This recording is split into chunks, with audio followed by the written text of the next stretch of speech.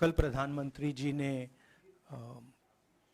Parliament में 2 घंटे, शायद 2 घंटे 13 मिनट, 2 घंटे 13 मिनट भाषण किया।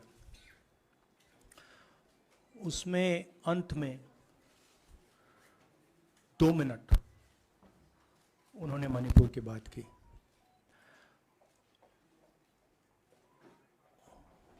मणिपुर में महीनों से आग लगी हुई है, लोग मारे जा रहे हैं,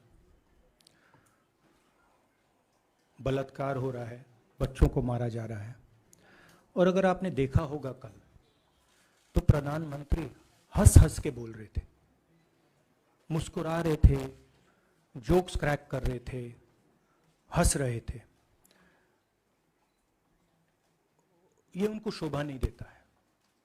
हिंदुस्तान का प्रधानमंत्री, अगर इस देश में हिंसा हो रही है, दर्द हो रहा है, हिंदुस्तान के प्रधानमंत्री को 2 घंटे मजाक नहीं उड़ाना चाहिए। विषय कांग्रेस नहीं था, विषय मैं नहीं था, विषय मणिपुर है। मणिपुर में क्या हो रहा है और उसको एकदम क्यों नहीं रोका जा रहा है, ये विषय है। मैं आपको अपना एक्सपीरियंस देता हूं, जो मैंने शायद अभी तक बोला नहीं, शायद पहले बोल देना था। मैं अब तकरीबन 19 साल से राजनीति में हूं और मैं हर स्टेट में गया हूं। बाढ़ आए, तूफान आए, सुनामी आई थी, हिंसा होती है, हम जाते हैं। 19 साल के एक्सपीरियंस में जो मैंने मणिपुर में देखा और सुना, वो मैंने कभी पहले नहीं सुना था। मैंने पार्लियामेंट में बोला कि प्रधानमंत्री जी ने, अमित शाह जी ने भारत माता की हत्या की है, मणिपुर में भारत को खत्म कर दिया है। मैंने ऐसे नहीं बोला था, ये खोखले शब्द नहीं है। मैं आपको समझाता हूं मैंने ये बात बोली क्यों। जब हम मणिपुर पहुंचे, हम लैंड किए, हमें मणिपुर में दौरा करना था। जब हम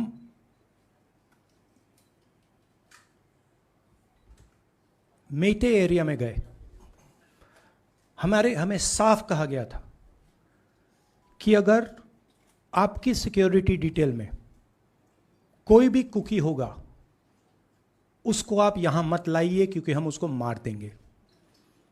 और जब हम कुकी के एरिया में गए, हमें कहा गया अगर कोई मेते आपकी सिक्योरिटी डिटेल में होगा, उसको आप मत लाइए, उसको हम गोली मार देंगे। हम जब गए, हमें मेतेज को परे करना पड़ा, हमें कुकीज को परे करना पड़ा। मतलब एक स्टेट नहीं है, आज 2 स्टेट है। स्टेट की हत्या कर दी गई है और उसको चीर दिया गया है। इसलिए मैंने बोला हिंदुस्तान की हत्या मणिपुर में बीजेपी ने कर दी है। और जब मैंने कल प्रधानमंत्री को देखा हंसते हुए, मजाक उड़ाते हुए, मैं समझ नहीं पा रहा था कि हिंदुस्तान का प्रधानमंत्री इस प्रकार से कैसे बोल सकता है। प्रधानमंत्री को यह पता नहीं लग रहा है कि हमारे देश में क्या हो रहा है। छोड़िए, नहीं जाना चाहते हैं, उसके भी कारण हैं, शायद मैं बता नहीं सकता हूं आपको, उसके कारण हैं। मगर अगर जा नहीं सकते हैं तो मणिपुर के बारे में बोले तो। हिंदुस्तान की आर्मी, आप सब जानते हो, सेना को आप जानते हो, जो मणिपुर में हो रहा है, हिंदुस्तान की सेना उसको 2 दिन में रोक सकती है, 3 दिन नहीं लगेंगे। अगर हिंदुस्तान की आर्मी को कहा गया कि यह तमाशा बंद करो, 2 दिन में यह तमाशा, ड्रामा बंद हो जाएगा। प्रधानमंत्री मणिपुर को जलाना चाहते हैं, आग बुझाना नहीं चाहते हैं। यह है सच्चाई। अब आप अपने सवाल पूछिए। Would you like me to say it in English? Huh? I watched the Prime Minister of India yesterday speaking for 2 hours, laughing, joking, lagawing naras in the parliament. The Prime Minister would say one line and the entire BJP would shout another nara. You know, the Prime Minister seems to have forgotten that the state of Manipur is on fire and has been on fire for 4 months. Women and children are dying over there. People are being murdered. Women are being molested, are being raped.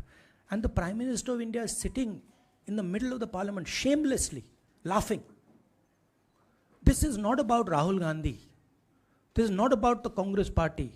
This is not about the opposition. This is about India. It's about our country.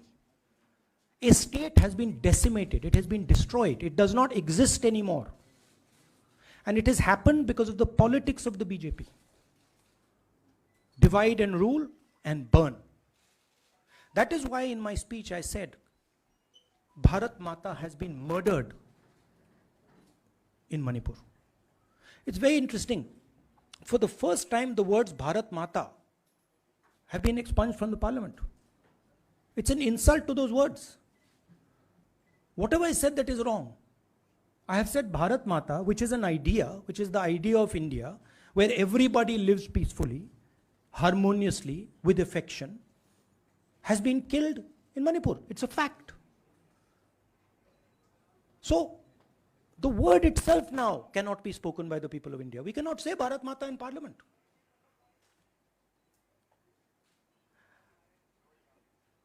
I want to tell you about my own personal experience of Manipur. I've spoken to you about, I spoke in parliament about the women I met, the pain I heard, but I want to tell you why I said India has been murdered in Manipur. And I said it because Manipur no longer exists as a state. A state requires control. A state requires authority. That is disappeared in Manipur. It does not exist. And I saw this with my own eyes. When we went to Manipur, when we went to the Meitei area, we were categorically told that please ensure, we want you to come, we love you, but please ensure that if there are any cookies in your security detail, they do not come into our area or we will shoot them. When I went into the cookie area, we were told the same thing. We love you, we want you to come. But please make sure, if there are any Meiteis in your security detail, we will shoot them. Do not bring them here. Before going to the Meitei area, we had to remove all cookies from our security detail. Before going to the cookie area, we had to remove all Meiteis from our security detail. When we went there, the security forces, central security forces, told us we have never seen anything like this. We were told it is completely outside our control. Okay? That is why I said Manipur has been murdered by the BJP, and the idea of India has been murdered by the BJP in Manipur. I was not speaking metaphorically. I was speaking literally. Now, the Indian army, it will take the Indian army 2 days to put an end to the nonsense that is going on in Manipur. The Prime Minister refuses to stop the fire. He wants Manipur to burn. He allows Manipur to burn. Because if he did want it to stop, there are tools in the hands of the Indian government that can stop it immediately. I know. I have full faith in our army. I know. And every Indian citizen knows that if the Indian army is told, please put an end to this, it will stop immediately. There are reasons for the PM not being able to go to Manipur. I'm aware of those reasons. I don't want to say them publicly. But there are clear reasons as to why the Prime Minister is not going there. That is why we wanted the Prime Minister to speak in Parliament. That is why we wanted Manipur to be on the agenda in Parliament. And what did the Prime Minister do? He ridiculed the state. He ridiculed the women of the state. He laughed at the women of the state. That's the truth. Now please ask your questions. Sanjeev, mic dena yaar. Finally, I just want to say one thing again in English. See, the Prime Minister,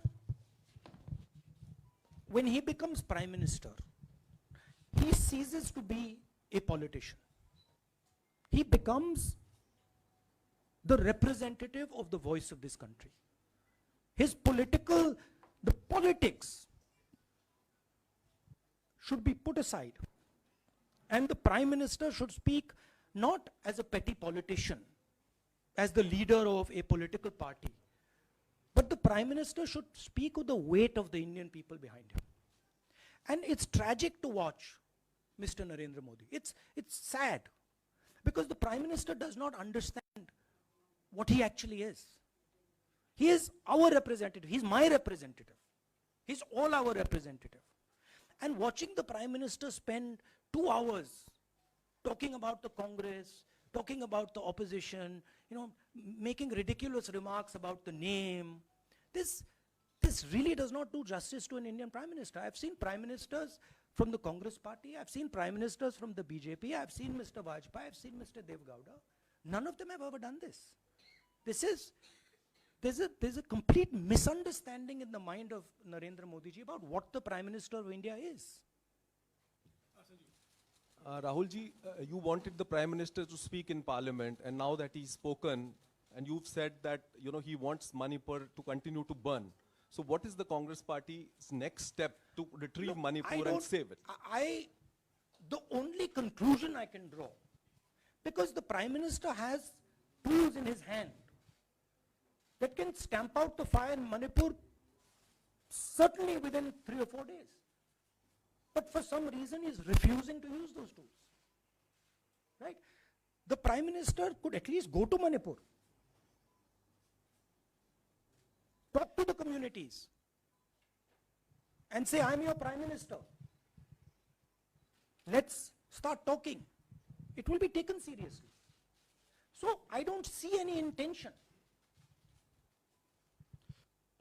Rahul ji कल ये भी प्रधानमंत्री ने अपने भाषण में कहा कि 2018 में लेके आए थे, 2023 में विश्वास प्रस्ताव लेके आए और 2023 में भी लाएंगे. तो एक तरीके से उन्होंने साफ तौर पर ये कह दिया कि मैं तो हमारी सरकार अगली बार भी बन रही है. एक पॉलिटिकल बात भी उन्होंने कही. तो आप उनके पूरे भाषण को आप ये कह रहे हैं कि वो पॉलिटिकल भाषण ज़्यादा था, मणिपुर पे बात बहुत कम थी. तो इसको कैसे देखते हैं? नहीं, भाषण हिंदुस्तान के बारे में नहीं था, भाषण नरेंद्र मोदी जी के बारे में था. वो अपनी राय, अपनी राजनीति, अपने एम्बिशंस वो आपको दे रहे थे. सवाल ये नहीं है कि नरेंद्र मोदी जी 24 में प्रधानमंत्री बनेंगे या नहीं. सवाल ये है कि मणिपुर जल रहा है, महिलाओं का बलात्कार हो रहा है, लोग मारे जा रहे हैं. सवाल ये है, अगर ये प्रधानमंत्री कहना चाहते हैं तो ये पब्लिक मीटिंग में कहें. मजाक बनाना चाहते हैं तो जब मणिपुर नहीं चल रहा है तो करें. बट प्रधानमंत्री को ये समझ आनी चाहिए, बात समझ आनी चाहिए कि पार्लियामेंट में जो चर्चा हो रही थी वो उनके बारे में नहीं थी, वो मणिपुर के बारे में थी. सर नमस्कार. कल प्रधानमंत्री ने बार बार कांग्रेस का नाम लिया और ये आरोप लगाया कि नॉर्थ ईस्ट और मणिपुर की सारी समस्याओं के लिए कांग्रेस जिम्मेदार. आप क्या जवाब देंगे? नहीं, अभी मैंने बोला ना, वही तो जवाब है. मुझे प्रधानमंत्री को जवाब देने की जरूरत नहीं है. मैं सिर्फ ये कह रहा हूं कि एक स्टेट की हत्या की गई है, भारत माता की हत्या कर दी गई है मणिपुर में. भारत माता की हत्या मणिपुर में कर दी गई और प्रधानमंत्री लोकसभा में मजाक उड़ा रहे हैं, हंस रहे हैं, नारे लगवा रहे हैं. मुझे क्या जवाब देने की जरूरत है?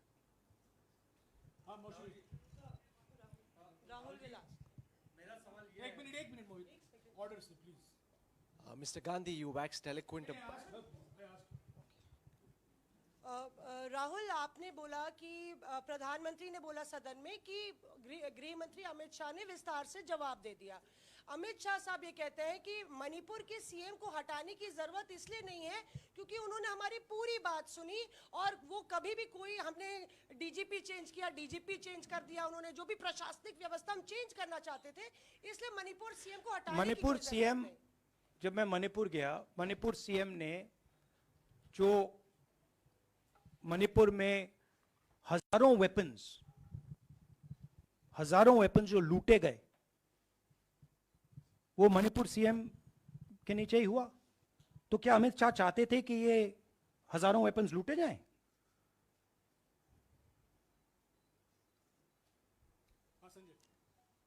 राहुल जी, जो हिंसा चल रही है, क्या अमित शाह चाहते हैं कि हिंसा चलती जाए?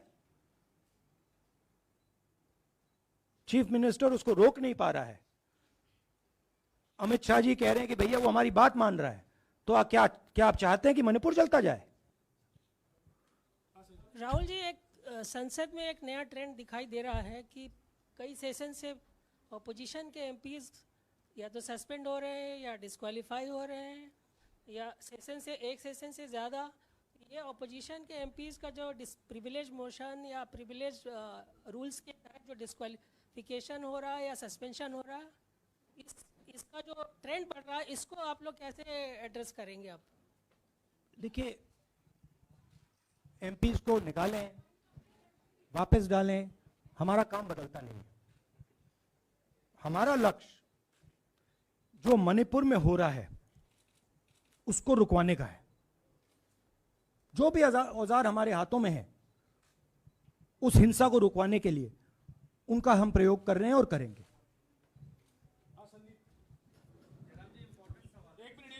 Yeah, Mr. Gandhi, you talked about using the army, deploying the army to control violence. You spoke that in Parliament. You've repeated here. But the BJP has criticized you and even previous Congress governments, saying that we want to solve the issue through dialogue. And they've criticized that in the 60s, in 64, the Mizo National Famine Front was bombed by the Indian Army, by the Indian Air Force. So they said that, you know, they do not believe I have never heard in my entire career, I have never been told anywhere I have been in India that if you take this person as a security officer with you, we will put a bullet in his head. I have never heard it.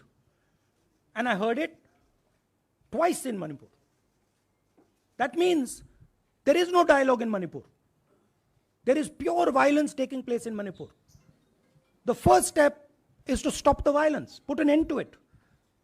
I point out the army, but what I mean is that the Prime Minister has multiple instruments in his hands. He's not using them. It's been burning for 4 months. He's doing nothing and he's laughing. I'm amazed people can't see this. That he's sitting in Parliament and laughing. Jairam ji, Last question.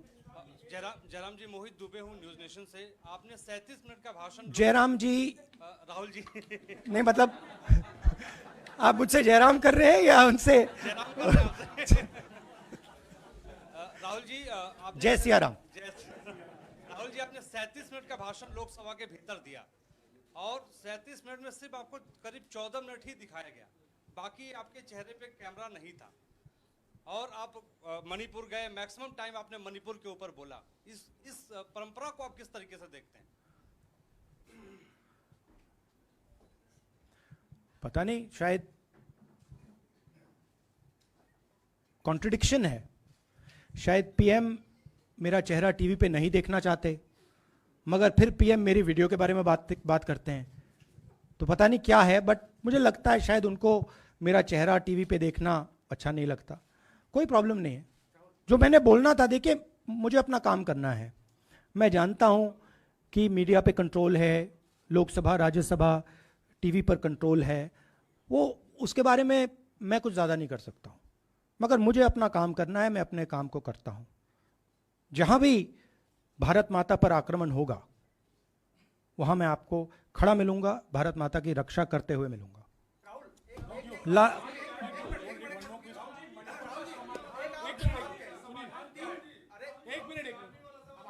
हाँ, Okay, last question, brother. The Supreme Court has already said what it has in terms of a constitutional breakdown, as well as now, you are asking for the army. Do you believe that Article 356 is the only way out? Or I'm not asking for anything. Please don't misunderstand. It is not my place to decide which tool the Prime Minister can use, which instrument he should use. I am pointing out that there are multiple instruments that the Prime Minister has at his disposal, and he is not using a single one. I'm pointing out that Manipur has been burning now for 4 months, and the Prime Minister is in a very good mood. He's sitting in Parliament, he's laughing, he's joking, his entire cabinet is in giggles. This to me seems completely insane. This has got to stop. India is burning in Manipur. The idea of India has been destroyed in Manipur. Let's rebuild it quickly. Thank you.